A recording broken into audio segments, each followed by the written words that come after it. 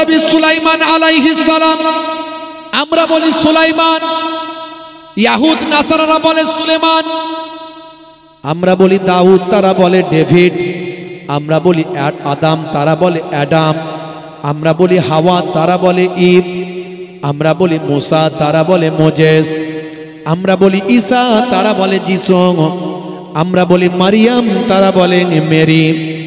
হে তরুণ যুবকেরা, হে আমার বন্ধুরা, হে আমার মুরব্বিয়ানেরা, সে হযরতে সুলাইমান আলাইহিস সালাম, বন্ধুরা আমার শুনুন, হযরতে সুলাইমান আলাইহিস সালাম, আমার আল্লাহ সুলাইমান নবীকে বড় ভালোবেসেছিলেন, বড় মহাব্বত করেছিলেন।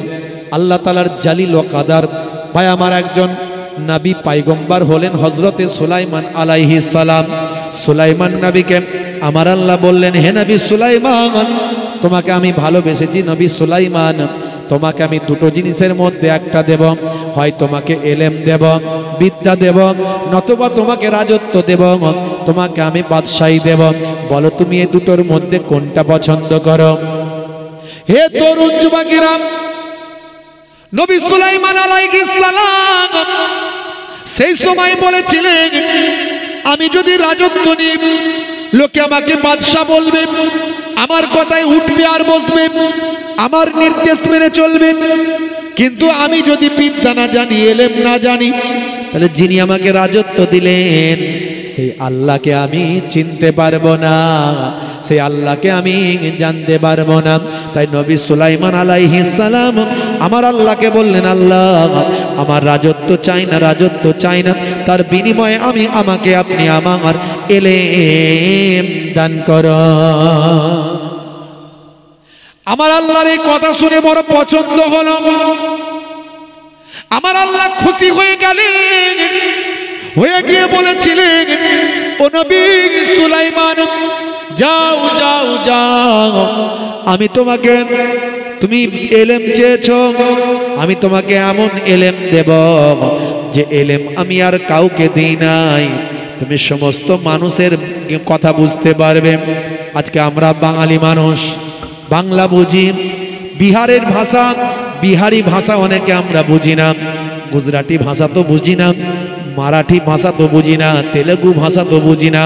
তাহলে এই রাজ্যের মানুষ অন্য রাজ্যের ভাষা বোঝে না, আবার অন্য দেশ তো অনেক দূরের কথা, চায়নার ভাষা, কোরিয়ার ভাষা, আফ্রিকার ভাষা আমরা কেমন করে বুঝব?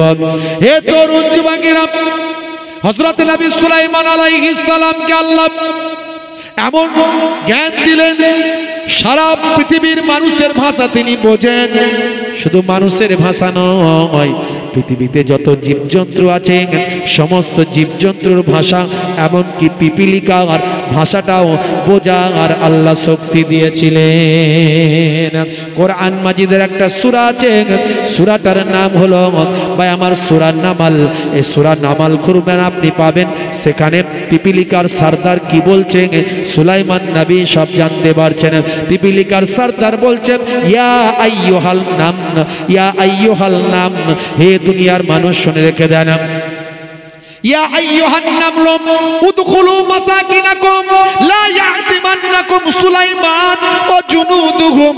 হে তরুণ যুবকেরা, ইয়া আইয়ুহান নাম, হে পিপিলিকারা, এ পিপিলিকারা শুনে রেখে দাও, জেনে রেখে দাও, উদখুলু তোমরা প্রবেশ করো, মাসাকিনাকুম তোমাদের বাসার মধ্যে, তোমাদের গর্তের মধ্যে, তোমাদের থাকার জায়গায় তোমরা প্রবেশ করো।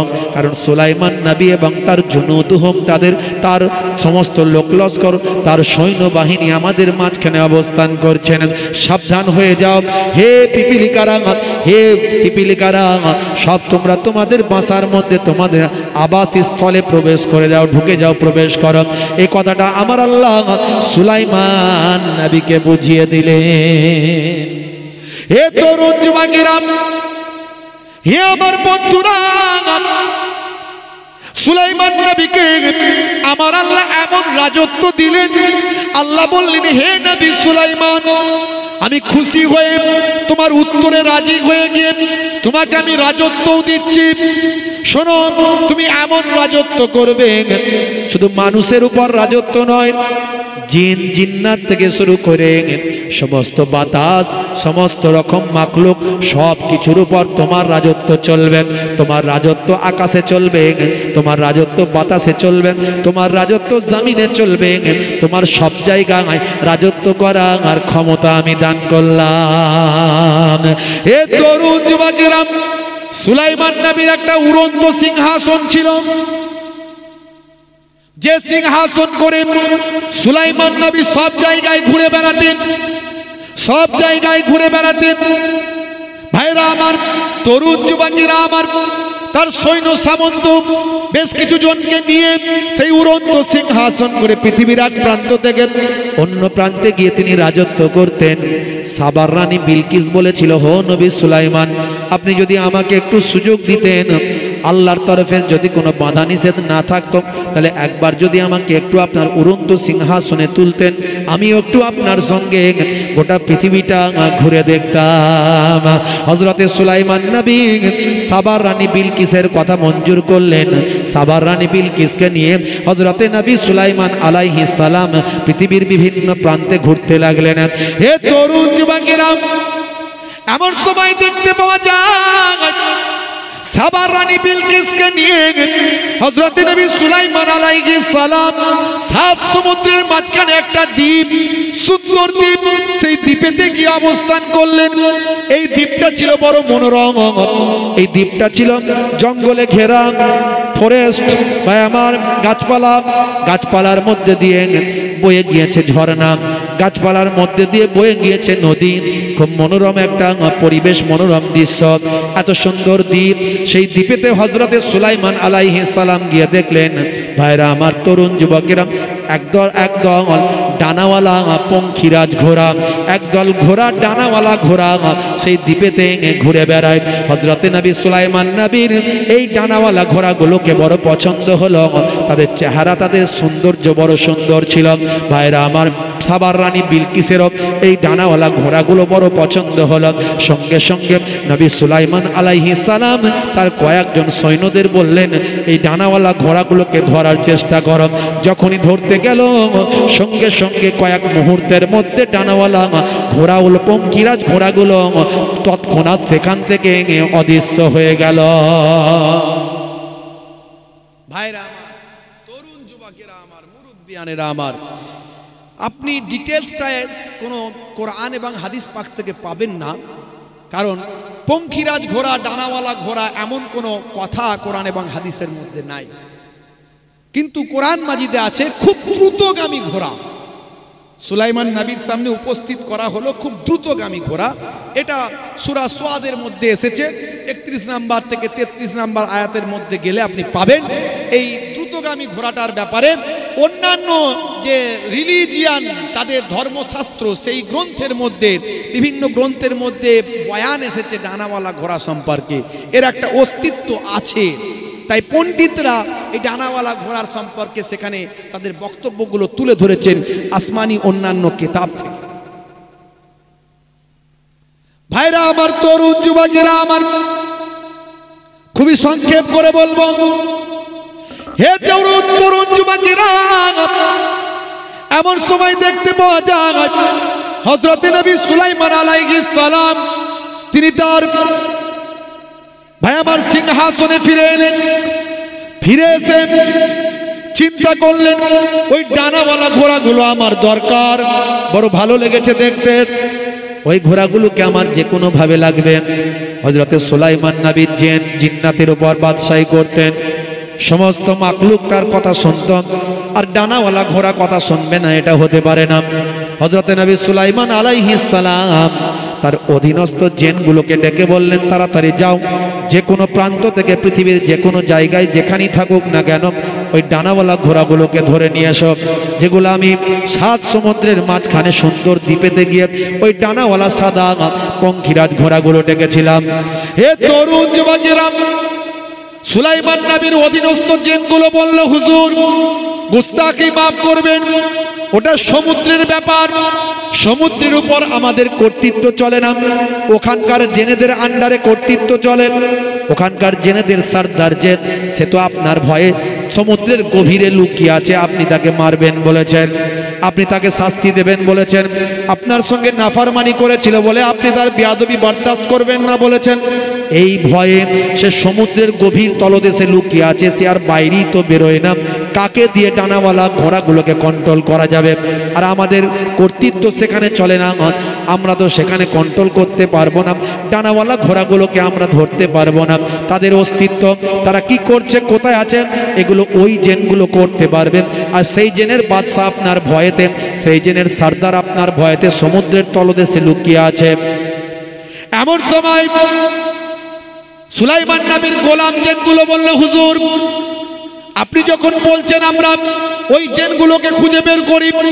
সুলাইমান নবীর অর্ডার পেয়ে তারা চলে গেলেন সমুদ্রের কিনারায়। সেখানে গিয়ে আওয়াজ দিয়ে বললেন, হে জেনেদের সর্দার নেতা, বেরিয়ে এসো। তুমি যার ভয়ে অস্থির হয়ে আছো, তিনি তোমাদের কিছু করবে না, তিনি আর নাই, তিনি তোমাদের কিছু করবে না, ভয় নাই, তুমি বেরিয়ে এসো, তিনি নাই, তিনি আর তোমাদের কিছু করবে না। এইভাবে কোনো একজন ভাই আমার, কোনো একজন পরিহাস করে ঠাট্টা করে এইভাবে বলতে লাগলো। এই বলাতে সেই জিনটা বিশ্বাস করে ভাই জেনেদের নেতা, জেনেদের সর্দার তার সঙ্গী সাথী দলবল নিয়ে আনন্দ করতে করতে বাইরে বেরিয়ে এল। সেই সময় এই জিনগুলো তাদেরকে অ্যাটাক করলো, বন্দি করলো। বন্দি করে সেই সমুদ্রের কিনারায় থাকা, সমুদ্রের ভিতরে থাকা ওই জেনেদের নেতাকে বন্দি করে সুলাইমান নবীর সামনে আনা হলো।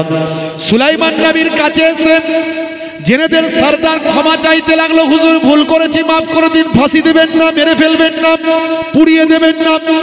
সুলাইমান নবী বললেন, একটা শর্তে, আমি ওই দ্বীপেতে গিয়ে ডানাওয়ালা পঙ্কিরাজ ঘোড়াগুলো দেখেছিলাম, ওই ঘোড়াগুলোকে যদি তোমরা ধনের দিতে পারো তোমাদের ক্ষমা করব।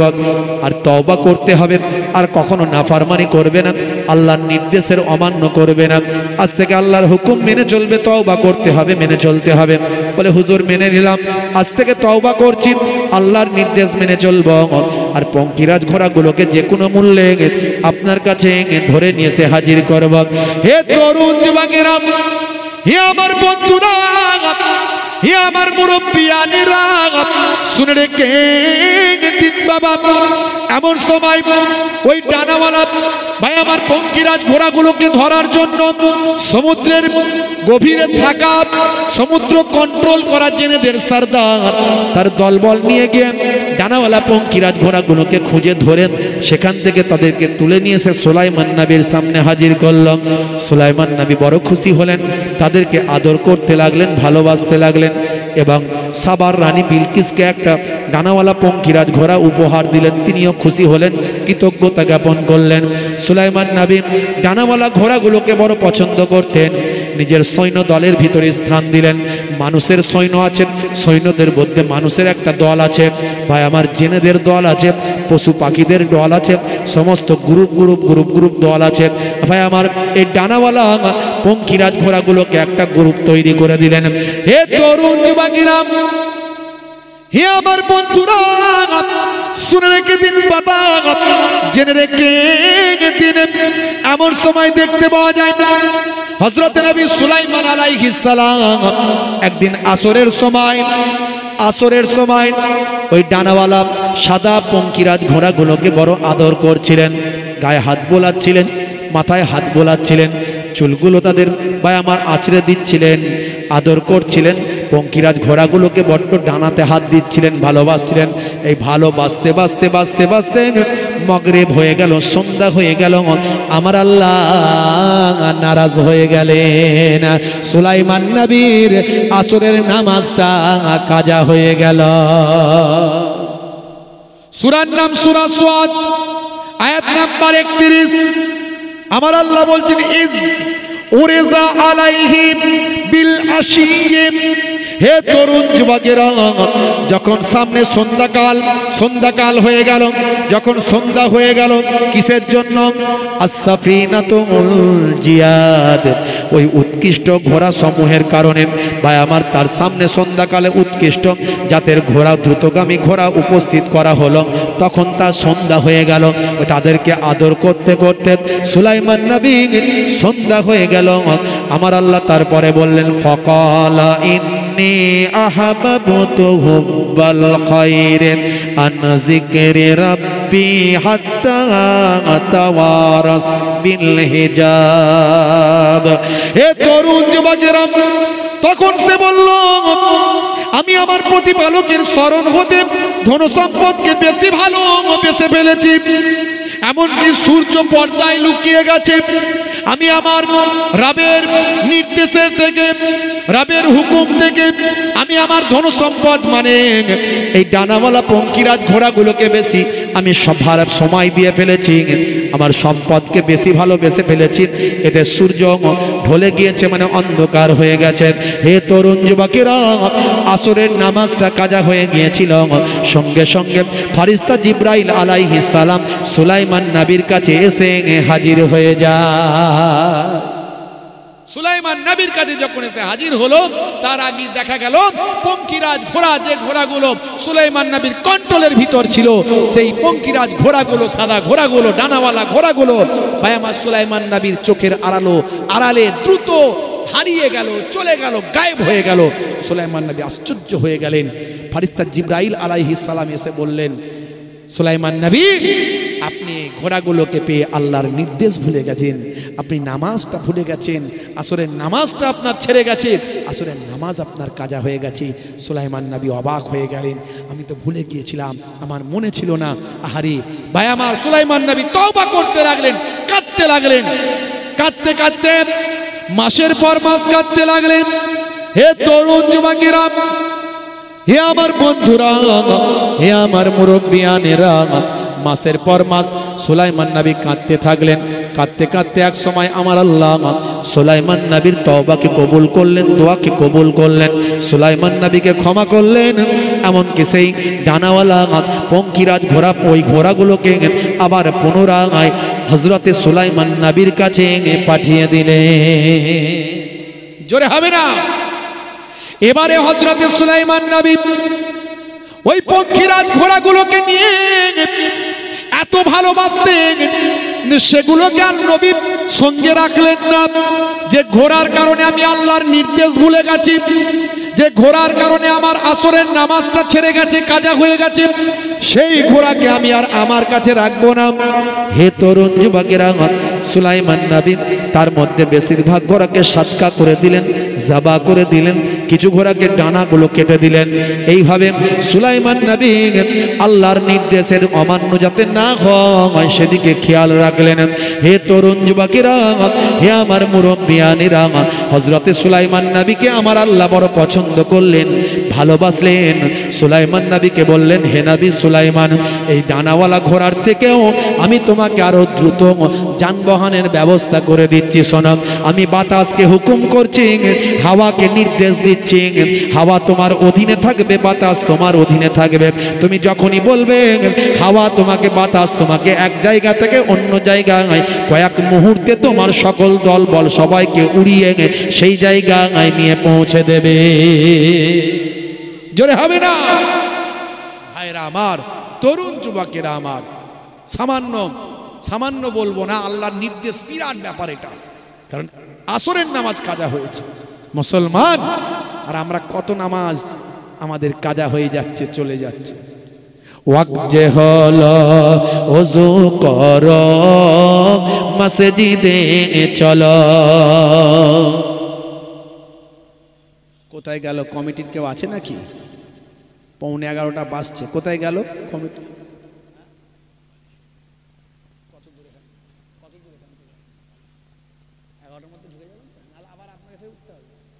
আমি ভেবেছিলাম 10:30টায় ছেড়ে দেবো, কারণ আমাকে যেতে হবে কৈখালিতে প্রোগ্রাম, আপনার কৈখালিতে প্রোগ্রাম আমার আছে, বুঝতে পারছেন।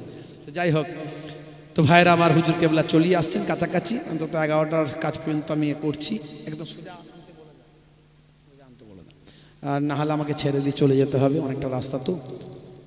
ওয়াক্ত যে হলো ওযু করো, মসজিদে চলো, খোদার হুকুম পালন করো নামাজটা পড়ো ওয়াক্ত যে হলো ওযু করো মসজিদে চলো দিন রাত 5 ওয়াক্ত নামাজ পড়লে পাবে ভাই জান্নাত জোরে হবে না জোরে হবে না ফজরের সময় হলে মসজিদে যাও তুমি চলে থেকো না বিছানায় শুয়ে খোদা দেন রহমত ঢেলে জোরে হবে না জোহরের সময় হলে কাজটা দাও তুমি ছেড়ে কিছু সময় দাও নামাজে সফলতা আসবে চলে ওয়াক্ত যে হলো ওযু করো মসজিদে চলো খোদার হুকুম পালন করো নামাজটা পড়ো ওয়াক্ত যে হলো ওযু করো মসজিদে চলো দিন রাত 5 ওয়াক্ত নামাজ পড়লে পাবে ভাই জান্নাত আর জোরে হবে না জোরে হবে না মাগরিবের ওয়াক্ত আসিলে মসজিদে যাও তুমি চলে কবরের আযাব থেকে মুক্তি প্রভু দেবে এশার সময় হলে অবহেলা না তুমি করে নামাজে যাও তুমি চলে হাসরে না যেতে পাবে ওয়াক্ত যে হলো ওযু করো মসজিদে চলো খোদার হুকুম পালন করো নামাজটা পড়ো ওয়াক্ত যে হলো ওযু করো মসজিদে চলো দিন রাতে 5 ওয়াক্ত নামাজ পড়লে পাবে ভাই জান্নাত হে তরুণ যুবকেরা হে আমার বন্ধুরা শুনে রেখে দিন বাবা জেনে রেখে দেন হে মুসলমান আমি আপনি আল্লাহর কুদরতি সমস্ত কিছু উপকরণ আমরা ভোগ করি আল্লাহর নিয়ামত আমরা সবকিছু লাভ করি এই হাওয়া বাতাস সূর্যের আলো জমিন আসমান ফল ফ্রুট যা কিছু আছে বাবা সব আল্লাহর কুদরতি ক্ষমতায় কোনো মানুষ তৈরি করছে না হে তরুণ যুবকেরা একটা বীজ ফেললেন সেখান থেকে গাছ হলো সেই গাছটা আবার ফল দিতে শুরু করলো একটু কল্পনা করুন তো বাবা এরকম গাছ কি কোনো মানুষ তৈরি করে বড় করে দিয়েছেন না আল্লাহর কুদরতি ক্ষমতা এটা হচ্ছে হে তরুণ যুবকেরা বাতাস থেকে আমরা অক্সিজেন গ্রহণ করছি কার্বন ডাই অক্সাইড ত্যাগ করছি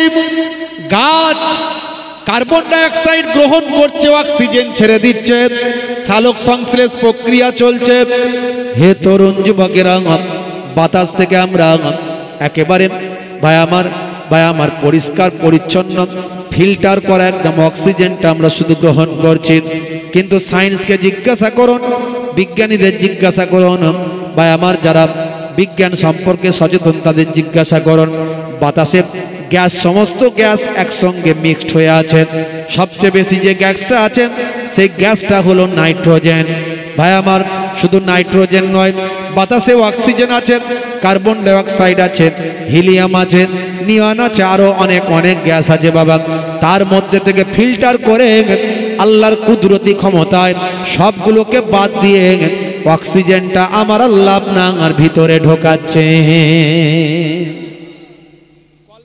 বলুন ভাবুন।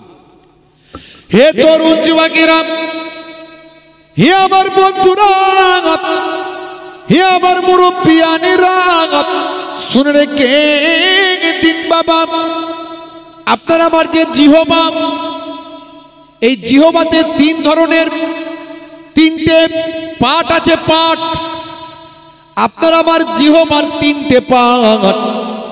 আমি বলছি না, সায়েন্স বলছে আপনি ডগের দিকে যে টেস্ট পাবেন মাঝে সেই টেস্ট পাবেন না, মাঝে সেই যে টেস্টটা পাবেন গোড়ায় সেই টেস্টটা পাবেন না। প্রত্যেকের আলাদা আলাদা পার্ট করা আছে, ভাগ করা আছে, বিভিন্ন জায়গায় বিভিন্ন রকম টেস্ট পাওয়া যায়, কিন্তু আমরা কোনোদিন অনুভব করার চেষ্টা করি না। ভাই আমার, আপনি সব জিনিস টক মিষ্টি ঝাল খাটা বাসি যা আছে সব সামনের জিভ দিয়ে একটুখানি ঠেকিয়ে টেস্ট করবেন, দেখবেন সব টেস্ট আপনি সেখান থেকে পাবেন না। আমার আল্লাহ আপনাকে আমাকে কুদরতি ক্ষমতা আমার আপনার জিহবাকে তিনটে পার্টেতে ভাগ করে দিয়েছে। হে তরুণ যুবকেরা, হে আমার বন্ধুরা, আমার আল্লাহ বলছেন সূরার নাম হলো সূরা নাবা, আয়াত নাম্বার হলো 8। সূরার নাম হলো সূরা নাবা, আয়াত নাম্বার হলো 8। আমার আল্লাহ বলছেন ওয়া খালাকনাকুম আজওয়াজা। জোরে হবে না, আরে জোরে হবে না। আমি তোমাদেরকে জোড়ায় জোড়ায় সৃষ্টি করেছি, তোমাদেরকে একটা পুংলিঙ্গ এবং স্ত্রীলিঙ্গে জোড়ায় জোড়ায় জোড়ায় তোমাদেরকে আমি আল্লাহ সৃষ্টি করেছি। ওয়াজআলনা নাওমাকুম সুবাতা। হে দুনিয়ার মানুষ, আমি তোমাদের জন্য নিদ্রাকে বিশ্রামদায়ী বানিয়েছি। হে তরুণ যুবকেরা, 10 নম্বর আয়াতে সূরা নাবায় আল্লাহ বলছেন ওয়াজআলনাল লাইলা লিবাসা। আমি আল্লাহ তোমাদের জন্য রাতকে পোশাক বানিয়ে দিয়েছি, রাতটা তোমাদের জন্য পোশাকের ন্যায় করে দিয়েছি। কত নিয়ামত আল্লাহ দিয়েছে। এক একটা কোরআনের লাইন নিয়ে যদি আপনি ব্যাখ্যা করেন আপনি অবাক হয়ে যাবেন। 1450 বছর আগে আল্লাহর কোরআন জানলো কিভাবে? আজকে 21 শতাব্দীতে আমরা যেটা গবেষণা করছি, 1450 বছর আগে কোরআন যেন ঠিক সে কথাই বলেছে। আপনি বলবেন হুজুর আপনি এসব কথা বানিয়ে বানিয়ে বলছেন নাকি? না না না, উইথ এভিডেন্স ছাড়া কথা বলবো না। হে তরুণ যুবকেরা, হে আমার বন্ধুরা, এই 10 নম্বর আয়াত, সূরার নাম হলো সূরা নাবা। এই সূরা নাবার 10 নম্বর আয়াতটা নিয়ে যদি ভাবি, এরকম অসংখ্য আছে, আমার স্টকে অনেক আছে। আমি অনেক উদাহরণ দিয়েছি, অনেক তথ্য দিয়েছি। ইন্টারনেটে সার্চ করবেন, আমার বক্তব্য 20 থেকে 25 হাজার বক্তব্য পাবেন।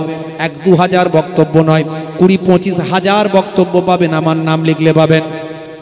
অনেক উদাহরণ দিয়ে দিয়েছি, বেশি উদাহরণ দিতে যাব না, 2-1টি মাত্র বলবো। সূরার নাম হলো সূরা নাবা, আয়াত নাম্বার হলো 10।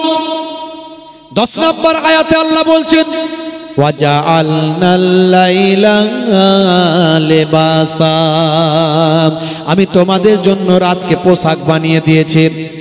রাতকে তোমাদের জন্য আমি আল্লাহ পোশাক বানিয়েছি।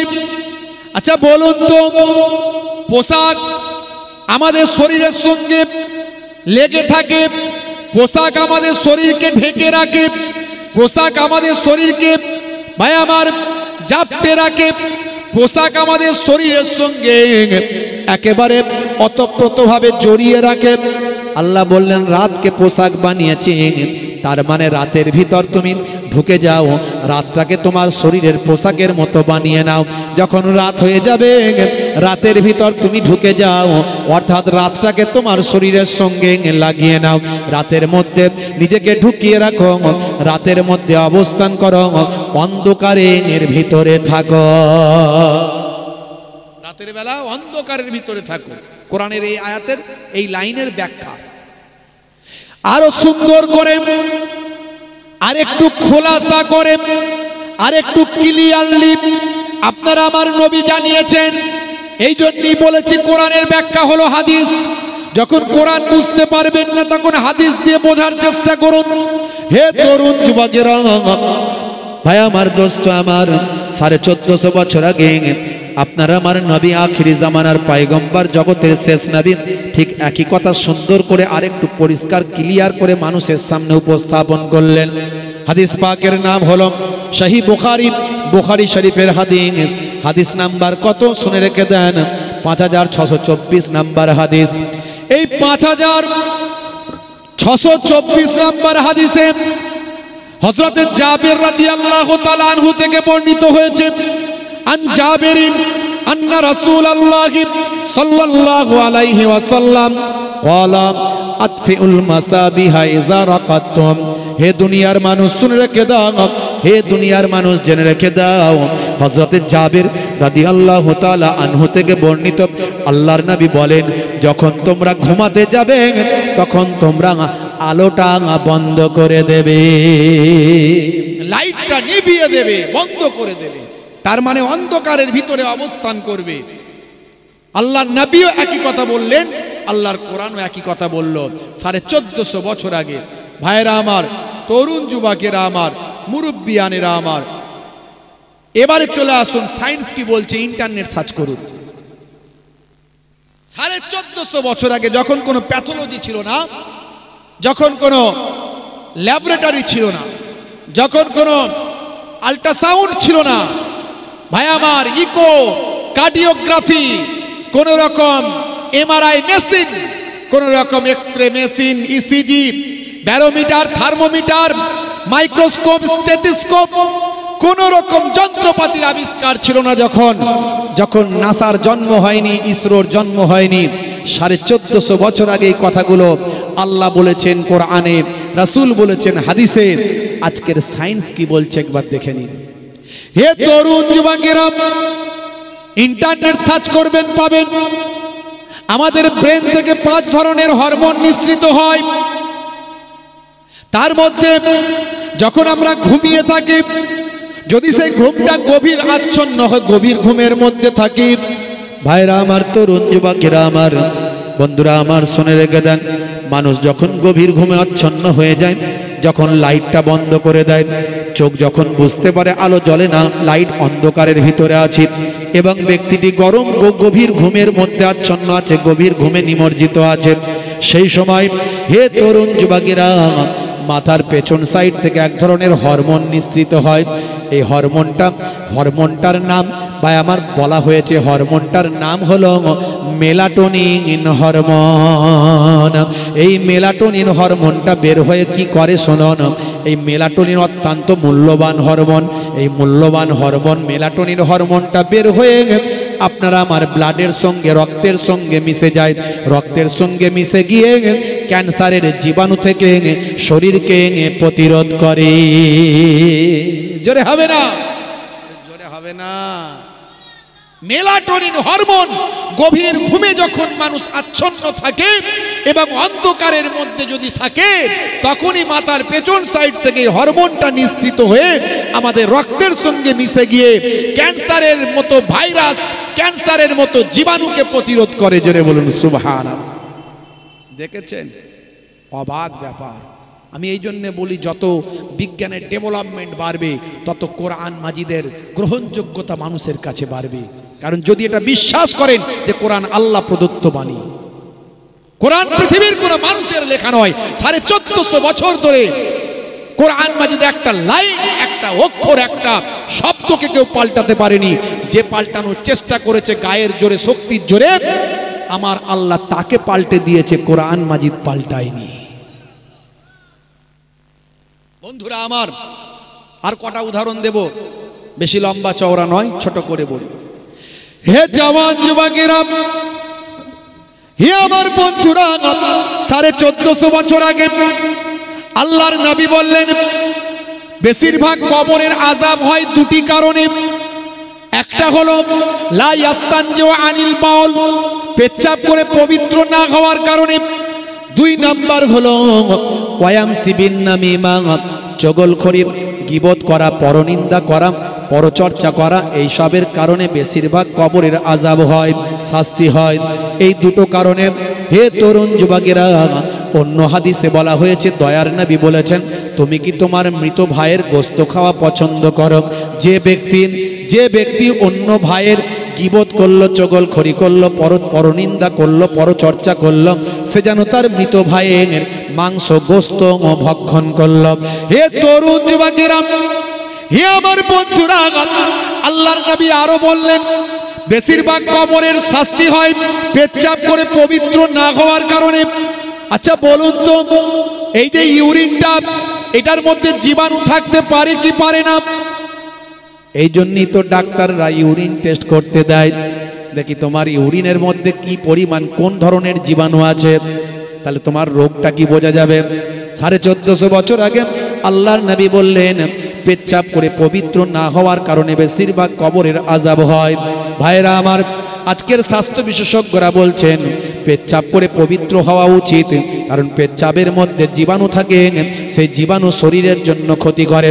পোশাকে লেগে থাকবে, গায়ে লাগবে, শরীরে লাগবে, এটা স্বাস্থ্যের জন্য, আমার আপনার শরীরের জন্য এটা খারাপ জিনিস, স্বাস্থ্যের ক্ষতিকর। হে তরুণ যুবকেরা, শুধু তাই নয়, আল্লাহর নবী বললেন, যখন তোমরা পেচ্ছাপ করবে অবশ্যই বসে পেচ্ছাপ করবে, পেচ্ছাপ করবে, বসে পেচ্ছাপ করবে। আচ্ছা বলেন তো, যারা জিন্সের প্যান্ট 24 ঘন্টা পরে ঘুরে বেড়ায়, তারা কি বসে পেচ্ছাপ করতে পারে? হ্যাঁ, ও দাঁড়িয়ে দাঁড়িয়ে ট্যাঙ্কের পানি যে ভর্তি হলো, পাইপলাইন চালিয়ে দিল, কথা ঠিক না ভুল? ও ডায়ে বায়ে তাকিয়ে দেখবে না কে আছে আর কে গেছে, কে এলো আর কে গেল। হাদিসের মধ্যে বলা হয়েছে, আল হায়াউ শুবাতুম মিনাল ঈমান, লজ্জা হলো ঈমানের অঙ্গ। ঈমানের 70টারও বেশি শাখা প্রশাখা আছে, তার মধ্যে লজ্জা একটা ঈমানের অঙ্গ। যার মধ্যে লজ্জা নাই, বুঝতে হবে ঈমান একদম শেষ। এখন দেখবেন মেয়েরা সিগারেট খাচ্ছে, মেয়েরা সিগারেট খাচ্ছে, হ্যাঁ মুসলিম ঘরের মেয়েরাও খাচ্ছে। আগে এই জিনিসটা ছিল না, কোনোদিন চোখে পড়েনি। সেদিন আমি প্রথম দেখেছি যে মুসলিম ঘরের মেয়ে বোরকা পরে আছে, মুখটা তুলে দিয়ে সিগারেট খেতে খেতে কিছুক্ষণ সময় কাটিয়ে আবার মুখটা নামিয়ে দিয়ে বেরিয়ে গেল। এই সর্বনাশ! আমার গাড়ি বুঝতে পারে না, বুঝতে পারছেন? খড়ি বাড়িতে মাঝে মাঝে আমি একটু এইদিকে প্রোগ্রামে এলি, ওখানটা একটু দাঁড়িয়ে চা খাই, আর মগরিবের টাইম হলে গাড়িতে বসে বসে নামাজ পড়ি, বুঝতে পারছেন? আর একটু বেশ সন্ধ্যা হয়ে যায়, আর অনেক লোকজন ঘোরাঘুরি করে, সন্ধ্যাবেলা চাটা খেতে আসে, দেখবেন। হ্যাঁ, ওই একবার আমার অন্ধকারে হালকা আমি বুঝতে পারিনি, ভাবলাম মনে হয় কোনো লোক খাচ্ছে। ও বাবা, পুরো সারা শরীরটা কালো। তারপরে বুঝতে পারলাম বোরকা পড়ে আছে।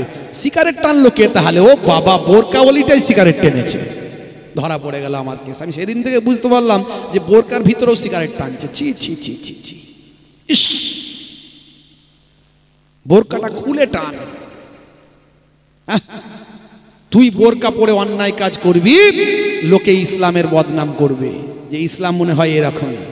তুই দাড়ি রেখে অন্যায় কাজ করবি, লোকে মনে করবে ইসলাম মনে হয় এরকমই। দাড়িটা কেটে খা, মাথায় টুপি দিয়ে অন্যায় কাজ করবি না, মুসলমান নাম নিয়ে অন্যায় কাজ করবি না, কারণ ইসলাম সম্পর্কে ভুল বার্তা মানুষের কাছে পৌঁছাবে। আর এক শ্রেণীর হলুদ মিডিয়া তো রেডি হয়ে আছে, তোমার একটা পেলি হলো। প্রথমে এমন বাজার গরম করে দেবে না, তারপরে যখন সব প্রমাণ হয়ে গেল, দেখা গেল কিছুই নয়, সব সেই হাতি ফুস, বুঝতে পারছেন, কিছুই নয়। তারপরে দেখা গেল সব খেলনা, তখন আর ভালো করে প্রচার করবে না, কেউ জানলো না। এরকম ইতিহাস অনেক আছে, আমাদের কাছে অনেক প্রমাণ তথ্য লোকে পাঠায়, জানি, দেখেছি, বুঝতে পারছি। ভাইরা আমার, তবে অপরাধ করলে, ইসলামের দোহাই দিয়ে নাম নিয়ে অপরাধ করলে তাকে চরম শাস্তি দেওয়া উচিত বলে আমি মনে করি। ভাইরা আমার, তরুণ যুবকেরা আমার, 1450 বছর আগে যে কথাটা বলছিলাম, আল্লাহর নবী বললেন বসে পেচ্ছাপ করো। স্বাস্থ্য বিশেষজ্ঞরা বলছেন নবী ঠিকই বলেছেন। কেন না, বসে পেচ্ছাপ করলে অবাঞ্ছিত বায়ু শরীর থেকে বের হয়ে যায়। কিন্তু মুসলমানের ছেলেরা 24 ঘন্টা দেখবেন জিন্সের প্যান্ট আর গেঞ্জি পরে ঘুরে বেড়ায়। শাহরুখ খানের চাচতো ভাই, সলেমান খানের মামাতো ভাই, বুঝতে পারছেন? হাতে পড়েছে বালা, কানে লাগিয়েছে দুল, মাথার পেছনে লম্বা ছুচালো চুল। এখন আবার নিউ ফ্যাশন বেরিয়েছে, এদিকটা চেঁচে ফাঁকা, ওদিকটা ফাঁকা, এদিককার চুলগুলোকে নিয়ে এসে পেছনে আবার মেয়েদের মতো খোপা করে দিচ্ছে। কিরে ভাই? বলছে শাহরুখ খানের নিউ ভার্সান। উনি সর্বনাশ, শাহরুখ খানের নিউ ভার্সান। ওপরে আবার কালারিং করেছে, কাকাতুয়ার মাথায় ঝুটি, খ্যাক্সিয়ালি পালায় ছুটি, গরু বাছুর দাঁড়িয়ে আছে, ঘুঘু পাখি ডাকছে গাছে। হাই রে হাই, 24 ঘন্টা একই স্টাইল, খালি নায়ক নায়ক ভাব, নায়িকার অভাব। ভাইরা আমার, তরুণ যুবকেরা আমার, ওরা দাঁড়িয়ে দাঁড়িয়ে পেচ্ছাপ করে দেয়। আজকালকার পোলা দেখো সঠিক পথে চলে না, পিতামাতা গুরুজনের কথা তারা শোনে না। চুলগুলো ছোট ছোট, প্যান্ট শার্ট আটো সাটো, সুজোরা পায়ে দিয়ে, পেছনে ব্যাগ নিয়ে, লাল লাল জুতো পায়ে, চোখে কালো চশমা, দুই চোখ মেলে খোঁজে বেদের মেয়ে জোসনা, গায়ে হাতে ট্যাটু আঁকা, হেঁটে চলে আঁকা বাঁকা, কাছে গেলে দেখা যায় সুস্থ ছেলে না। তিরঙ্গার দুর্গন্ধে টেকা যায় না, তিরঙ্গার দুর্গন্ধে টেকা যায় না। আজকালকার পোলা দেখো সঠিক পথে চলে না, পিতামাতা গুরুজনের কথা তারা শোনে না। মুসলমানের ছেলে বাপ মাকে মানে না। ভাই আমার, আত্মীয় স্বজনের সঙ্গে সম্পর্ক নয়, খালি রাত দিন ফ্রি ফায়ার পাবজি চালায়, ঢিডি ঢিডি ঢিডি শুধু গুলি করছে, বুঝতে পারছেন? আবার লোকে যদি বারণ করে, এত কেন মোবাইলে ফ্রি ফায়ার পাবজি খেলিস, ওরা একটু সেপারেশন, মানে আলাদা জায়গায় চলে যায়, একটু নিরিবিলি জায়গায় 10-12 জন গিয়ে মাঠের মাঝখানে বসে বসে সেখানে দেখবেন ওই গুলি চালিয়ে যাচ্ছে। হ্যাঁ, তারপরে বাঁশবাগানের ধারে, পুকুরের পারে, নদীর ধারে, রাত্রের বেলা 12টার সময় জলসায় ঢুকছি, স্টেজে যাব, তার হাফ কিলোমিটার আগে দেখছি বাঁশবাগানের ভিতরে আলো জ্বলছে। কি রে ভাই, সর্বনাশ করেছে। ড্রাইভার সাহেব বলছে, হুজুর জানেন না, সব ফ্রি ফায়ার পার্টিরা বসে ফ্রি ফায়ার খেলছে, জলসার ওখানে থাকলে ডিস্টার্ব হবে, ওদের একটু সেপারেট আলাদা জায়গায় চলে এসছে, ঠিক বিরিয়ানি খাওয়ার টাইম হবে, গিয়ে বিরিয়ানি খেয়ে নেব। বুঝতে পারছেন কি অবস্থা? মুসলমানের ছেলে নেশাখোর, পাত্তাখোর, গাঁজাখোর, তারিখোর, মদখোর, জেনাখোর, ব্যভিচারখোর, সুদখোর, দেখবেন, রাগ করবেন না, এখন সুদ জেনা ঘরে ঘরে ঢুকে গেছে, ঘরে ঘরে ঢুকে গেছে। একটু চোখ কান খোলা রাখলে বুঝতে পারবেন। খুব সাবধান, এ নারীরা, মেয়েরা, তোমাদের ইজ্জতকে নষ্ট করে দিও না, ইজ্জতকে বিলিয়ে দিও না। নারীদের সম্মান অনেক দেওয়া হয়েছে। একজন বলছে, হুজুর হুজুর, এই স্বামীর পায়ের তলায় স্ত্রীর জান্নাত, তাহলে কি মেয়েদের সম্মান নষ্ট করা হলো না? মেয়েদের সম্মান কি নষ্ট করা হলো না? স্বামীর পায়ের তলায় স্ত্রীর জান্নাত, এ তো মেয়ে জাতির অপমান করা হলো ইসলামে। তার পরের লাইনটা তুমি দেখোনি, তার পরের লাইনটা দিয়ে বলা হয়েছিল মায়ের পায়ের তলায় সন্তানের জান্নাত। জোরে হবে না? আরে জোরে হবে না? তো ওই লাইনটা ছেড়ে দিলে কেন? ওই ইসলামের কুটুক্তি না করলে ভালো লাগে না, না? ইসলামের মানে কুটুক্তি না করলে ভালো লাগে না? কিছু না কিছু খুঁজে বের করতে ভালো করে পর, আগে গাধা কোথা করে পরে নিয়ে ইসলামের কুটুক্তি কর, গাধা। ভাইরা আমার, তরুণ যুবকেরা আমার, ইসলামে কাউকে ছোট করা হয়নি, কাউকে অসম্মান করা হয়নি। হে তরুণ যুবকেরা, হে আমার বন্ধুরা, শুনে রেখে দিন বাবা, নারীদের অনেক সম্মান দেওয়া হয়েছে ইসলামে। ভাই আমার, দোস্ত আমার, কন্যা হিসাবে নবী বলেন, ফাতেমা আমার কলিজার টুকরা, যে আমার কন্যা ফাতেমাকে কষ্ট দিল, সে যেন আমি রাসূলকে কষ্ট দিলাম। স্ত্রী হিসাবে কি সম্মান দিয়েছেন, কি অধিকার দিয়েছেন। ভাইরা আমার, নবী আমার নিজের স্ত্রী যেখানে মুখ দিয়ে পানি পান করেছেন, সেই জায়গায় নবী আমার নিজেও সেই জায়গায় মুখ দিয়ে পানি পান করে স্ত্রীর সঙ্গে প্রেম ভালোবাসার নিদর্শন দেখিয়েছেন। আর মায়ের কথা কি বলবো, নবী বলেছেন, মায়ের পায়ের তলায় সন্তানের জান্নাত। ইজহাব ফাকরিমহা ফাইনাল জান্নাতা তাহাতা রিজলাইহা, যাও তোমার মায়ের সম্মান করো, কারণ তোমার মায়ের পায়ের তলায় তোমার জান্নাত। হে তরুণ যুবকেরা, হে আমার বন্ধুরা, হে নারীরা, মায়েরা, বোনেরা, নিজেদের ইজ্জতকে নষ্ট করবেন না, নিজেদের সম্মানকে বিলিয়ে দেবেন না, পরপুরুষের কাছে বিকিয়ে দেবেন না। ইসলাম আপনাদের অনেক সম্মান দিয়েছে, আপনাদেরকে গোপন রাখতে বলেছে, আপনাদেরকে ইজ্জত দিতে বলেছে। হে মায়েরা, আপনি আপনার নিজের শরীরকে আবরণ করে, নিজের শরীরকে পরপুরুষের কাছ থেকে, কুনজর থেকে ঢেকে আপনি নিজেকে শিক্ষা দীক্ষায় এগিয়ে নিয়ে যাবেন। আপনি নিশ্চয় আপনি হায়ার এডুকেটেড, জ্ঞান অর্জন করবেন, হায়ার এডুকেশন লাভ করবেন, কিন্তু নিজের ইজ্জতকে, নিজের সম্মানকে, নিজের পোশাক পরিচ্ছদে ইসলামিক শালীনতা বজায় রেখে করবেন। এতে আপনি পরপুরুষের কুনজর থেকে, দৃষ্টি থেকে বাঁচবেন। ভাই আমার, যেখানটা ঢাকা থাকে ঢাকা, ভাই আমার, মানুষ সেই জায়গার দিকে নজর দেয়। যেখানটা থাকবে ফাঁকা, সেই জায়গার দিকে নজর দেয়। যেটা ঢাকা থাকে সেটার দিকে নজর দেয় না। হে তরুণ যুবকেরা, মাছি ফাঁকা জায়গায় বসে, ঢাকা জায়গায় নয়। ইসলাম আপনাকে টাকা, সোনা, গয়না গাটি, যত হিরেমতি পান্না যাই থাকুক না, সবার থেকে বেশি সম্মান, সবের থেকে বেশি নারীদের সম্মান দিয়েছে। নারীদের ইজ্জত অনেক দেয়া হয়েছে। মাগো, সেই নারীর সম্মানটা বাঁচাবেন। মা ও মা, চারটে ভালো কাজ করবেন। আল মারাতিজাত সাল্লাহ খামসাহা ওয়া সামাত সাহারাহা ওয়া তাআতবালাহা ওয়া হাফাজাত ফুরুজাহা ফাতাদখুলুল জান্নাতা ইয়াউমাল কিয়ামাতি বিআইয়ি আবওয়াবিন সাদ। মাগো, চারটে ভালো কাজ করবেন। 5 ওয়াক্ত নামাজটা পড়বেন, বছরে 1 মাস রমজানের রোজাটা রাখবেন, স্বামীর দেখাশোনা করবেন, খেদমত করবেন, স্বামী যেন আপনার প্রতি নারাজ না থাকে, অসন্তুষ্ট না থাকে। আর 4 নাম্বার হলো একটু হেফাজতের মধ্যে চলবেন। একটু গায়ে মাথায় কাপড় দিয়ে বাইরে প্রয়োজনে বেরোতে পারেন, প্রয়োজন না হলে বেরোবেন না, প্রয়োজন হলে বেরোবেন।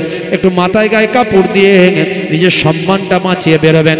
এই 4টে ভালো কাজ করলে মাগো, কাল কিয়ামতের দিনে 8টা জান্নাতের দরজাখানা আমার আল্লাহ আপনার জন্য খুলে দেবে।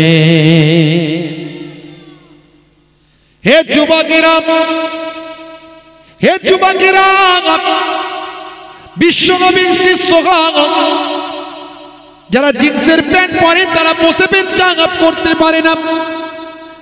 আল্লাহর নবী বললেন বসে পেচ্ছাপ করো। সায়েন্স বলছে, স্বাস্থ্য বিশেষজ্ঞরা বলছেন বসে পেচ্ছাপ করলে অবাঞ্ছিত বায়ু শরীর থেকে বের হয়ে যায়। ইন্টারনেট সার্চ করলেও পাবেন, গুগলে গিয়ে লিখুন পাবেন। বসে পেচ্ছাপ করলে অবাঞ্ছিত বায়ু শরীর থেকে বের হয়ে যায়। এটা স্বাস্থ্যের জন্য উপকার। শুধু তাই নয়, আমরা যে খাবারটা খাই, এই খাবারটা খাওয়ার কারণে 3 ধরনের 3টে কাজ হয়। একটা হচ্ছে আমাদের শরীরে ব্লাড তৈরি হয়, ওই খাবার থেকে ব্লাড তৈরি হয়, ব্লাডটা তৈরি হয়ে হার্টে চলে যায়। 2 নাম্বার হচ্ছে ভাই আমার তরল বজ্র, যেটা লিকুইড তরল বজ্র, যেটা হলো ইউরিন, সেই ইউরিনটা ইউরিনাল ড্রামে চলে যায়। 2-3 নাম্বার হলো কঠিন বজ্র, যেটা হলো স্টুল, সেটা আমার আপনার প্রত্যেকের সেটার একটা ট্যাঙ্ক আছে, জার আছে, সেখানে চলে যায়। যেটা যখন প্রয়োজন হয় সেই কাজটা তখন সেখানে করে। আমার আপনার নার্ভ সুন্দরভাবে কাজ করে যাচ্ছে। নার্ভ সিস্টেম আমার আপনার শরীরে অনাব্রত কাজ করে যাচ্ছে। ভাই আমার, ব্লাড হার্ট কি করছে? পাম্পিং করে শরীরের বিভিন্ন অর্গানগুলোতে পৌঁছে দিচ্ছে। হে জওয়ান যুবকেরা, 1450 বছর আগে আল্লাহর নবী বলেন ডান দিকে কাত হয়ে ঘুমাও। স্বাস্থ্য বিশেষজ্ঞরা এখানেও বলেছেন, নবী ঠিকই বলেছেন, ডান দিকে কাত হয়ে ঘুমানো উচিত। কারণ বাম দিকে থাকে আমাদের হার্ট অনাব্রত আমাদের শরীরের ব্লাডকে পাম্পিং করে শরীরের বিভিন্ন অর্গানগুলোতে পৌঁছে দেয়। হার্টে যদি প্রেসার পড়ে, 70-80 কেজি ওজনটা যদি হার্টের উপর চাপ পড়ে, পাম্পিং করতে সমস্যা হলে ব্লাড সার্কুলেশনের সমস্যা হতে পারে, এতে হার্টের সমস্যা হতে পারে, এতে প্যারালাইজড হতে পারে, ব্লাড সার্কুলেশন বন্ধ হতে পারে, স্বাস্থ্যের ক্ষতি হতে পারে। নবী যা বলেছেন আজকের যুগে একটার পর একটা সব মিলে যাচ্ছে। হে তরুণ যুবকেরা, আল্লাহর নবী বলেন বসে ইউরিনটা ক্লিয়ার করো, বসে পেচ্ছাপ করো। স্বাস্থ্য বিশেষজ্ঞরা বলছে বসে পেচ্ছাপ করলে শরীরের পুরো প্রেসারটা ইউরিনাল ড্রামে পড়ে। এই ইউরিনাল ড্রামে প্রেসার পড়ার কারণে স্মুথলি পুরো ইউরিনটা ক্লিয়ার হয়ে যায়। ইউরিনটা ক্লিয়ার হয়ে যায়। সাধারণত আর ইউরিনাল ড্রামে অবশিষ্ট ইউরিন থাকে না। প্রেসার পড়ার কারণে পুরো ইউরিনটা ক্লিয়ার হয়। আর দাঁড়িয়ে দাঁড়িয়ে ইউরিন পাস করার কারণে মেবি আবার বলছি মেবি হতে পারে কখনো কখনো কয়েক ফোঁটা ইউরিন ড্রামেতে অবশিষ্ট রয়ে যায়। এইভাবে দীর্ঘদিন ধরে অবশিষ্ট ইউরিন জমতে ইউরিনাল ড্রামে এক সময় সেটাই স্টোনে পাথরে পরিণত হয়। 1450 বছর আগে আল্লাহর নবী যা বলেছেন আজকের স্বাস্থ্য বিশেষজ্ঞরা নবীর কথা মেনে নিয়েছে। জোরে হবে না, সব মিলে যাচ্ছে। কটা বলবো আমি আপনাদের কাছে, বাপেরা আমার, তরুণ যুবকেরা আমার, এই জন্য আমি এই কথাগুলো বলি যে কোরআনটাকে ভালো করে পড়ার চেষ্টা করুন। জীবনে অন্তত একবার কোরআন মাজিদকে খতম করুন, শেষ করুন। এখন তো বিভিন্ন অ্যাপ, এই আমার মোবাইলে কোরআন মাজিদের কয়েকটা অ্যাপ আছে, হাদিস পাকগুলো সব কটা 30-40টা অ্যাপ আছে, সব হাদিসের অ্যাপগুলো ভাই আমার ডাউনলোড করা, সঙ্গে সঙ্গে মারবো বেরিয়ে চলে আসবে। কোরআন মাজিদ রাস্তায় যাবেন, একটু মোবাইলটা খুলবেন, আপনি আরবি পড়তে পারেন না, বাংলায় উচ্চারণ করে করে পড়ুন, মানেটা একবার পড়ুন। মানে পড়তে উচ্চারণ করে পড়তে মানে পড়তে এক খতম কোরআন মাজিদ শেষ করা হলো, আর কোরআনের ভিতরে কি লেখা আছে সেটাও জানা হয়ে গেল। পড়ুন, আর বলতে পারবেন না যে আমার কাছে দিন পৌঁছায়নি। বর্তমান সময়ে এমন একটা সময় ভাই আমার, এমন একটা সময় কোনো ব্যক্তি আর বলতে পারবে না আমার কাছে দিনের দাওয়াত পৌঁছায়নি। সোশ্যাল মিডিয়া, আমি কারোর কাছে না পৌঁছালেও সোশ্যাল মিডিয়া পৌঁছে দিয়েছে। এখন আর কেউ বলতে পারবে না কিয়ামতের দিনে যে আল্লাহ আমার কাছে তো দিন পৌঁছায়নি, আমার কাছে তো কোনো বার্তাবাহক আসেনি, আমার কাছে কেউ কোরআনের দাওয়াত দেয়নি, আমার কাছে কেউ হাদিসের দাওয়াত দেয়, কেউ বলতে পারবে না। হে তরুণ যুবকেরা, হে আমার বন্ধুরা, শুনে রেখে দিন বাবা, জেনে রেখে দেন হে মুসলমান, আপনাকে আমাকে আল্লাহ পৃথিবীর জমিনে এত নিয়ামত দিলেন। আরো অনেক উদাহরণ ছিল, বেশি উদাহরণ আমি যাচ্ছি না। এত কিছু আল্লাহ নিয়ামত দিলেন, দিয়ে বললেন বান্দারে তোদেরকে আমি সুন্দর করে সৃষ্টি করেছি। পৃথিবীতে যত সুন্দর জীব আছে তার মধ্যে সর্বাপেক্ষা সুন্দর জীব হলো মানুষ। লাকাদ খালাকনাল ইনসানা ফি আহসানি তাকবীর। পৃথিবীর মধ্যে সর্বাপেক্ষা সুন্দর করে সৃষ্টি করেছে আমি আল্লাহ মানুষকে। হে তরুণ যুবকেরা, শুধু সুন্দর করে সৃষ্টি করেছি তা নয়, আমি সম্মানিত করেছি। পৃথিবীতে সবচেয়ে সম্মানীয় জীব যদি কেউ থাকে সেটা হলো মানুষ। বাঘ নয়, হাতি নয়, মানুষকে আমি সবচেয়ে বেশি সম্মান দিয়েছি। এরই জন্য আমার আল্লাহ কোরআন মাজিদের ভিতরে জানিয়ে দিলেন লাকাদ কাররামনা বানি আদম। জোরে হবে না, আমি আদমের আওলাদকে উচ্চ মর্যাদা দান করেছি, আমি মানুষকে সর্বাপেক্ষা ভাই আমার সম্মানিত করেছি। হে তরুণ যুবকেরা, মানুষকে আমি এত নিয়ামত দিলাম, তোমাদেরকে এত কিছু দান করলাম করে আমি তোমাদের জন্য একটা জিনিস চেয়েছি, সেটা হলো বান্দা মা খালাকতুল জিন্না ওয়াল ইনসা ইল্লা লিয়াবুদুন। হে দুনিয়ার মানুষ, হে তরুণ যুবকেরা, আমি তোমাদের কাছে একটা জিনিস চেয়েছি বাবা, সেটা হলো তোমরা আমার ইবাদতটা করবে। আমি তোমাদের কাছে একটা জিনিস চেয়েছি, সেটা হলো তোমরা আমার ইবাদত করবে। আমার ইবাদত ছাড়া আমি জিন এবং ইনসানকে আমার ইবাদত ছাড়া অন্য কোনো উদ্দেশ্যে সৃষ্টি করি নাই। আমার উদ্দেশ্য আছে পৃথিবীতে একটাই উদ্দেশ্য, যে সেটা হলো জিন এবং ইনসানকে সৃষ্টি করেছি আমার ইবাদত করার জন্য। ইবাদতের মধ্যে সবচেয়ে বড় ইবাদত কি? সবচেয়ে বড় ইবাদত হলো নামাজ। আর বাকি আপনি 24 ঘন্টায় আপনি ইবাদতের মধ্যে থাকতে পারেন, আমরা জানি না তাই। 24 ঘন্টা আপনি হেঁটে হেঁটে যাবেন, সেটাও ইবাদতের মধ্যে গণ্য। আল্লাহর নবী বলেন, হে সাহাবী আবু রাজিব, তোমাকে দুটো নসিহত করি, এই নসিহত দুটো যদি গ্রহণ করতে পারো, আমি নবী বলে খায়রাত দুনিয়া ওয়াল আখিরাহ, আমার আল্লাহ তোমার দুনিয়াতেও ভালো করবেন, আমার আল্লাহ তোমার আখিরাতেও ভালো করবেন। আলাইকা বে মুজালিসা আহলা জিকির, যখন তুমি কোনো জিকিরের মাহফিল পাবে সেই জায়গায় হাজিরা দেওয়া তোমার জন্য লাজিম জরুরি মনে করে নেবেন। যেখানে ওয়াজ নাসিহাতের মাহফিল হবে, তেলাওয়াতে কালাম পাকের মাহফিল হবে, ইসলামের হুকুম আহকামের আলোচনা হবে, যেই জায়গায় কোরআনের তাফসীর হবে, বয়ান হবে, হাদিস পাকের আলোচনা হবে, আল্লাহর মাহবুব বান্দাদের আলোচনা হবে, সেই জায়গায় হাজিরা দেওয়া তোমার জন্য লাজিম জরুরি মনে করে নেবে।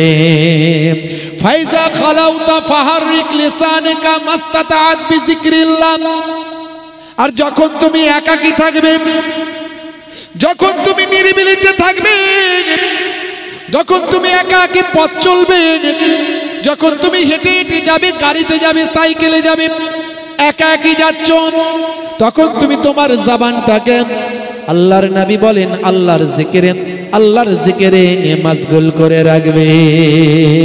এই দুটো ইবাদত যদি করতে পারো, আমি রাসূল বলছি আমার আল্লাহ তোমার দুনিয়াতেও ভালো করবেন আর আখিরাতেও ভালো করে দেবে। জোরে হবে না? তাহলে 24 ঘন্টা আপনি ইবাদতের মধ্যে থাকতে পারেন। যখন খাবেন বিসমিল্লাহ বলে খাওয়া শুরু করবেন, এটা হলো সুন্নতে মুআক্কেদা। সুন্নতে মুআক্কেদা কোনটা? যেটা আল্লাহর নবী কখনো ছাড়েননি। সুন্নতে গায়ের মুআক্কেদা কোনটা? যেটা আল্লাহর নবী কখনো কখনো ছেড়েছেন। যেমন আসরের 4 রাকাত সুন্নত নামাজটা সুন্নতে গায়ের মুআক্কেদা, এই রকম। কিন্তু বিসমিল্লাহির রহমানির রহিম আমার আপনার নবী কখনো ছাড়েননি। আপনি বিসমিল্লাহ বলে খাওয়া শুরু করবেন, খেয়ে দিয়ে আলহামদুলিল্লাহ বলবেন। খাবেন যখন পরিমিত খাবার খাবেন, খাবেন যখন সামনের দিক থেকে স্টার্ট করবেন, খাওয়া দাওয়া হলে চেটে পুচে খাবেন, তাহলে পুরো খাওয়া দাওয়াটার মধ্যে আপনি ইবাদতের মধ্যে থাকলেন। জোরে হবে না? যখন ঘুমাবেন, আপনি ঘুমাতে যখন যাবেন, হে তরুণ যুবকেরা, হে জওয়ান যুবকেরা, ঘুমের যে দোয়াটা আছে দোয়াটা পড়ে নেবেন। ভাইরা আমার, তরুণ যুবকেরা আমার, ঘুমটা যখন যাবেন ডান দিকে কাত হয়ে ঘুমাবেন। ঘুমের মধ্যে আপনি 3 বার সূরা ইখলাস পড়ে ঘুমাবেন। 1 খতম কোরআন তেলাওয়াত করে ঘুমানোর সওয়াবটা আল্লাহ আপনার নামাজ আমলে লিখে দেবেন। হে তরুণ যুবকেরা, রাস্তা দিয়ে যখন যাবেন, পেরেক পড়ে আছে, কাঁচভাঙা পড়ে আছে, পাথর পড়ে আছে, আপনি দেখলে একটু সাইড করে দিলেন, সরিয়ে দিলেন। পরবর্তী কোনো প্রতীকের পায়ে লাগবে, আমি দেখেছি যখন সরিয়ে দিই। রাস্তায় চলার ক্ষেত্রে আপনি কোনো মুসলমানের সঙ্গে দেখা হলে আসসালামু আলাইকুম দেবেন। আসসালামু কাবলাল কালাম, কথা বলার আগে দাও তুমি সালাম। আমরা যাকে চিনি তাকে সালাম দিই, ওটা আমার চাচতো ভাই। আসসালামু আলাইকুম চাচতো ভাই। ওয়ালাইকুম আসসালাম, কেমন আছিস? চলো চা খাই, চা খাই। চিনি বলে সালামটা দিলাম, আর না চিনলে সালাম দিই না। আল্লাহর নবী বলছেন, মুসলমান বুঝতে পারলে আর এক মুসলমানকে সালামটা দেবেন, সেটা চাচতো ভাই হোক বা নাই হোক, অসুবিধা নাই, সালামটা আপনাকে দিতে হবে।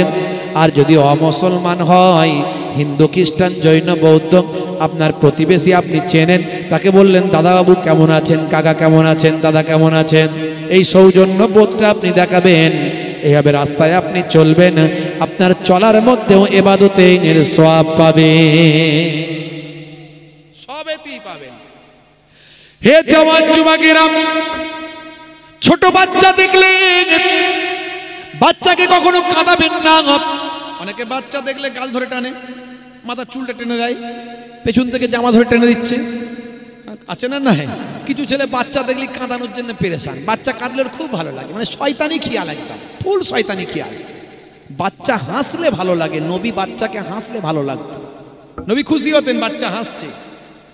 যারা নেক মানুষ তারা বাচ্চার হাসিকে পছন্দ করে, আর যারা বদমাইশ লোক তারা হচ্ছে বাচ্চার কান্নাকে পছন্দ করে। ও কাঁদিয়ে ভালো লাগে, একটা বাচ্চা কাঁদবে তুই দেখতে ভালো লাগছে। বাচ্চাকে একটু স্নেহ করবেন, ছোট বাচ্চা যদি পান একটু স্নেহ করবেন।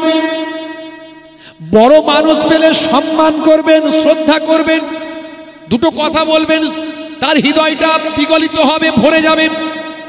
দেখছো শ্রদ্ধা করলো, নবীর আদর্শ। বাপ বসে আছে নিচে, ছেলে এসে চেয়ারে বসলো, বসে পায়ের উপরে পা তুলতে বাপের ঠিক মুখের কাছে পাটাকে নাড়াচ্ছে। আছে না? নাই। মল্লি সোজা জাহান্নাম ফ্রি, একদম জাহান্নাম ফ্রি। বাপকে আদব করে না, মাকে আদব করে না। ইসলাম আদব শেখায়, এই জন্য পীর ওলি আউলিয়াদের দরবারে যেতে হয়, ইলমে তাসাউফের জ্ঞান অর্জন করতে হয়, পীর মাশায়েখদের দরবারে যেতে হয়, তারা আদব শেখায়। ইসলাম আদবের উপর চলে, ইসলাম বেয়াদবের উপর চলে না। যদি চলতো তাহলে ইবলিস শয়তান নাজাত পেত। ইবলিস শয়তান কি অন্যায় করেছিল বলুন তো দেখি? কি অন্যায় করেছিল? শুধু আদমকে সিজদা করেনি, এই একটা বেয়াদবি করেছিল। তার ইবাদতের কম ছিল? তার নামাজ তেলাওয়াতের কম ছিল? তার ইলম হিলেমের কম ছিল? কোনো কিছুই কম ছিল না, খালি একবার বিয়াদবি করেছিল।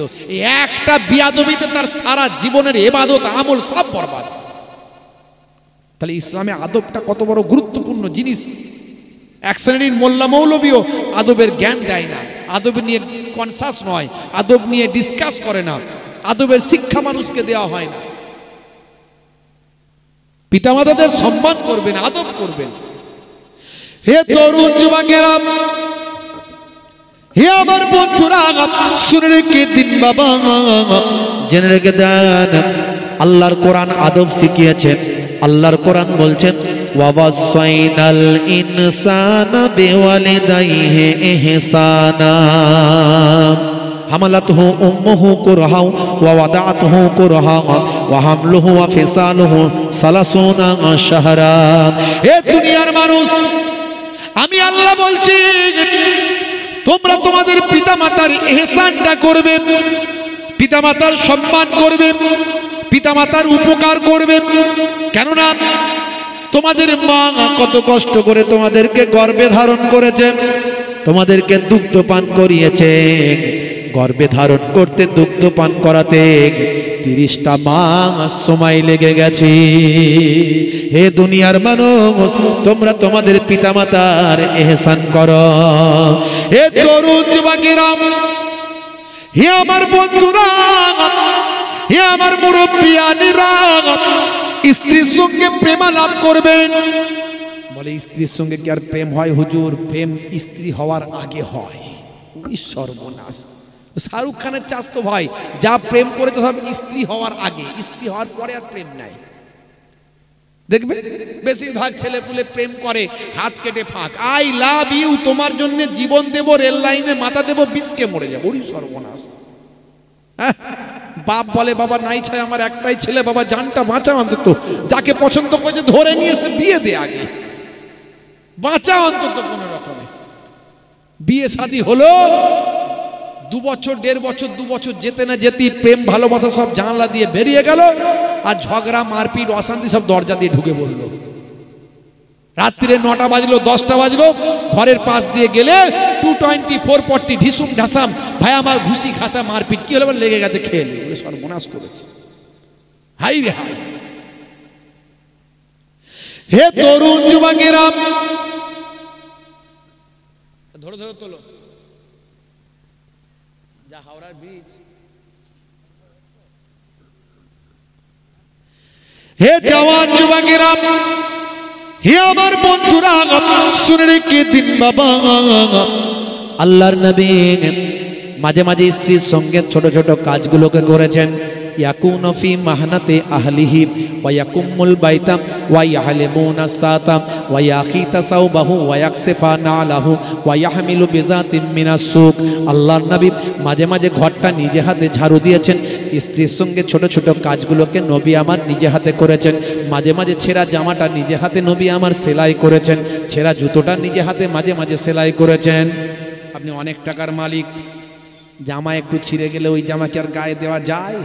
ও ফেলে দাও কি? কিন্তু সব জায়গা জামাটা ঠিক আছে, একটা জায়গায় পেরেকে লেগে ছিঁড়ে গেছে, নিজে হাতে পারলে সেলাই করুন, না হলে অন্য কাউকে দিয়ে সেলাই করি ওটা একবার পরুন। মাঝে মাঝে পরুন, সবসময় পড়তে বলছি না। বেশি ফকিরি সেজে ঘুরে বেড়াবেন, তা আবার লোকে ভিক্ষা চাইতে পারবে না, বলে আমার থেকেও বড় ফকির। এরকম লোক আছে দেখবেন, আমার দেখা লোক আছে এরকম, কোটি কোটি টাকার মালিক, একটা পাঞ্জাবি 15 দিন পরে ঘুরে বেড়ায়, একদিনও ভালো করে ধোই না, পাঞ্জাবির সামনে দিক থেকে পেছন দিক থেকে গুড়িয়ে গুড়িয়ে কোমর পর্যন্ত উঠে গেছে। আর সাইকেল ছাড়া, ভাঙা সাইকেল, মাঝে মাঝে চেন পড়ে যায়, চেন লাগায় আবার তোলে আবার যায়। অথচ বিরাট বড় বড় মার্কেট, বাস, গাড়ি, অমুক তমুক, কোটি কোটি টাকার মালিক।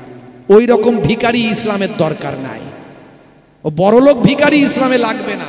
আল্লাহর নবী বলেছিলেন, হে সাহাবী, তুমি তোমার আল্লাহ যেমন দিয়েছে সেইভাবে থাকো, তবে তো গরিবরা তোমার কাছে হাত পাততে পারবে।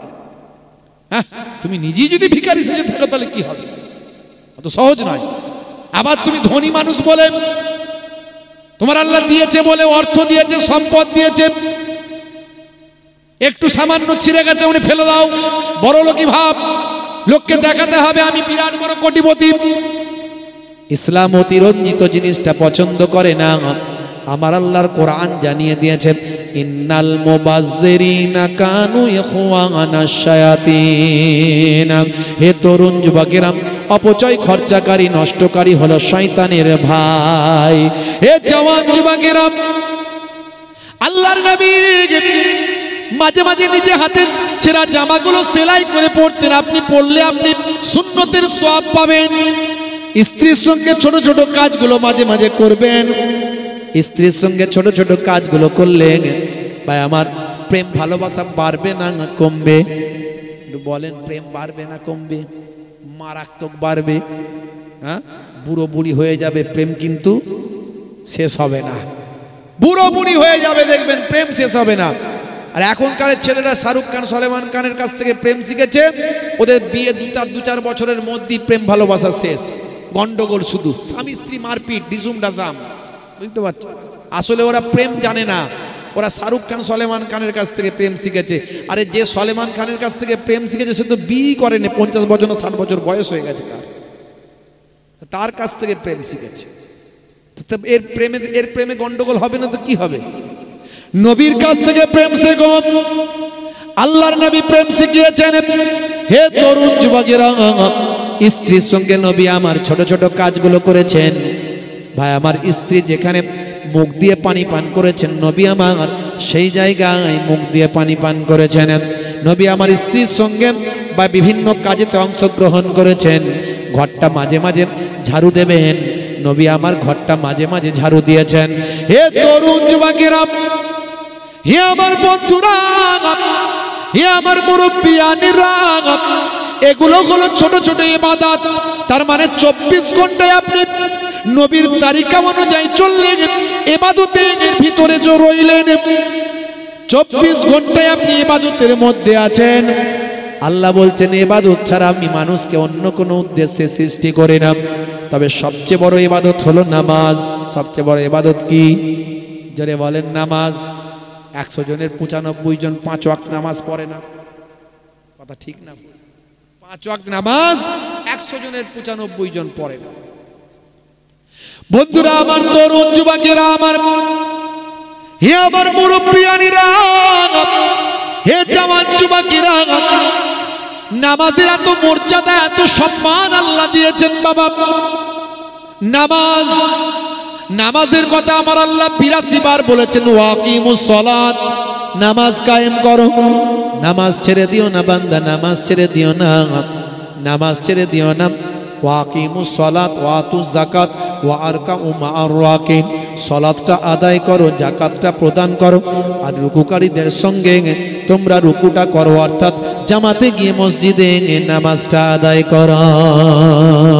আল্লাহর নবী বলেন, যদি ঘরেতে মেয়েরা না থাকতো আর বাচ্চারা যদি না থাকতো, যে ঘর থেকে জামাতে নামাজে আসে না, ওই ঘরগুলো পুড়িয়ে দেওয়া আর আমি অনুমতি দিতাম। দেখেছেন কত মারাত্মক কথা।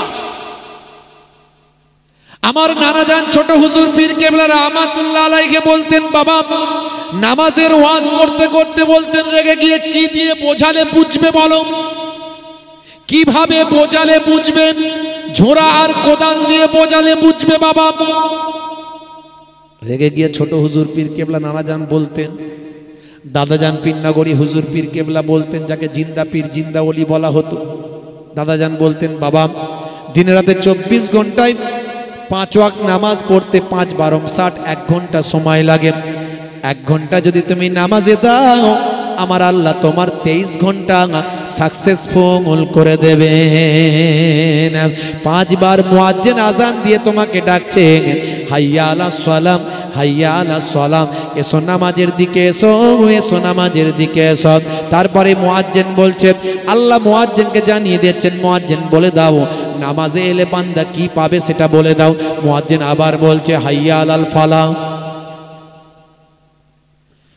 হাইয়া আলাল ফালাহ।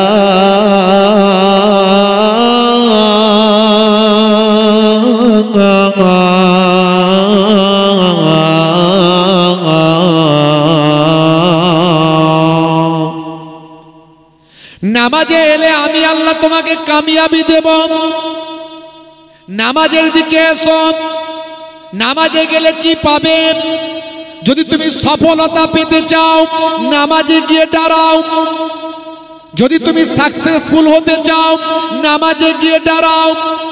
যদি তুমি চাকরি শিক্ষায় উন্নতি করতে চাও, নামাজে গিয়ে আমি আল্লাহকে জানাও। যদি তুমি ব্যবসায় উন্নতি করতে চাও, লাভবান হতে চাও, নামাজে গিয়ে সিজদায় কেঁদে কেঁদে আমি আল্লাহকে একবার জানাও। যে বান্দা আমাকে স্মরণ করে আমি আল্লাহ তাকে স্মরণ করি। ফাজকুরুনি আযকুরুকুম, বান্দা তোরা আমাকে স্মরণ কর, আমি আল্লাহ তোদের স্মরণ করব। ওয়াস্তাঈনু বিস-সাবরি ওয়াস-সালাহ, বান্দা তোরা আমার কাছে সাহায্য প্রার্থনা কর ধৈর্য এবং নামাজের মাধ্যমে।